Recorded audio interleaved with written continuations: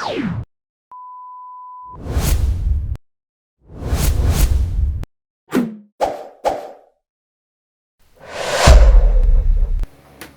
everyone, this is Raymond Makapugay and once again welcome sa aking vlog. This is another creative day and of course we have a new project and this content or this project is still part of our series for our Christmas season. So actually I only have created 3 contents for this series but hopefully next year mas marami tayong magawang mga videos for Christmas season. By the way, I just want to greet everyone a Merry Christmas and a Happy New Year. So ilang days na lang Pasko na. Maraming ganap sa taon na to pero I'm hoping na meron pa rin tayong time para mag-celebrate ng Kapaskuhan. Before we move on and start our new project, I just want to announce, actually na-announce ko na last video na in-upload ko that we have a featured comment. Pero right now magdadagdag tayo ng twist or magdadagdag tayo ng ek-ek dun sa ating sa mga content natin. So kung sino man yung mapipili nating featured comment, mananalo siya ng 100 pesos worth of loads. So, if you want to know more about the details, kindly follow me on my Facebook page, Raymond Makapugay, and ipopost ko din yung link dun sa description. Basically, you just have to subscribe, like the video, click the notification bell, and of course, comment something about the video, the latest video that I uploaded, and then kung sino man yung mga mapipili kong mga comments, pwedeng 10, gagamit ako ng app, name picker app. And then, sa mga comments na yon, merong isang mananalo ng 100 pesos worth of load. Regarding sa ating bagong project, so gagawa tayo ng Christmas card. I know this is new normal, pero of course, marami pa rin sa atin yung magbibigay ng mga regalo. I was thinking of, ako kasi medyo sentimental person ako, no? Mas na-appreciate ko yung mga bagay na binibigyan ng effort. Dati nung mga kabataan ko, wala pang mga budget masyado ang mga kabataan noon, mga high school. Mostly gumagawa ako ng mga personalized or DIY na mga cards at yun yung binibigay ko. Kasi for me, kung ako yung bibigyan, mas ma-appreciate mo kasi yung effort na binigay na tao dun sa paggawa niya ng bagay na yon or ng card na yon. So, right now, gagawa tayo ng Christmas card. So, I hope you guys enjoy this project at may matutunan kayo and hopefully magawa nyo rin siya. But before we proceed, please make sure to subscribe, like, and comment about the video. And also if possible, i-share nyo na rin yung video ko sa mga friends nyo, baka naman sakaling makatulong din sa kanila. And of course, makakatulong din ng malaki sa akin. Christmas gift nyo na rin sa akin. Pasko naman. And start na natin yung ating project, but before that, ito yung mga materials na gagamitin natin for this one.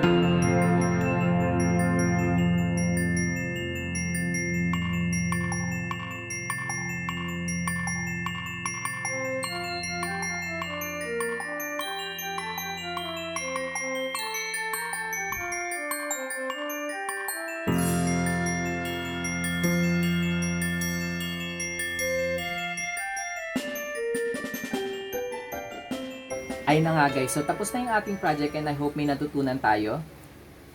So this is the finished product. Christmas card. Kayang-kaya natin gawin to. Even kung wala tayong laminating machine, pwede natin siyang gawin. Pwede natin itong i-leave as blank or you can use acetate, idikit nyo na lang siya sa likod or actually pwedeng wala na lang talaga siya para naka-emboss lang siya. Nilagyan ko lang din siya as cover and protection for this. Medyo, of course, ayaw natin madumihan or ayaw natin masira even yung mga flowers. Kaya nilagyan din natin ng laminating film yung part na to. So maraming salamat sa panonood and please don't forget to subscribe, like, and comment, and also as I have mentioned, i-share din natin ang ating video. And of course, before I forget, ito na yung featured comment natin sa last video na in-upload natin, yung DIY Christmas wreath project natin. So ito yung ating winner for today. Congratulations to Michelle De Leon. Sabi niya, wow, gamit na gamit ang milk tea cups. Mukhang madali lang gawin at hindi mahirap hanapin ang mga materials. Pwedeng gayahin sa bahay. Congratulations, Michelle, and I'll get in touch with you using my FB page or my personal Facebook account. I'll reach out para kunin yung phone number kung saan natin isi-send yung 100 pesos worth of note. Ayun. So, maraming salamat. Merry Christmas and Happy New Year, and see you again sa aking next content. Bye!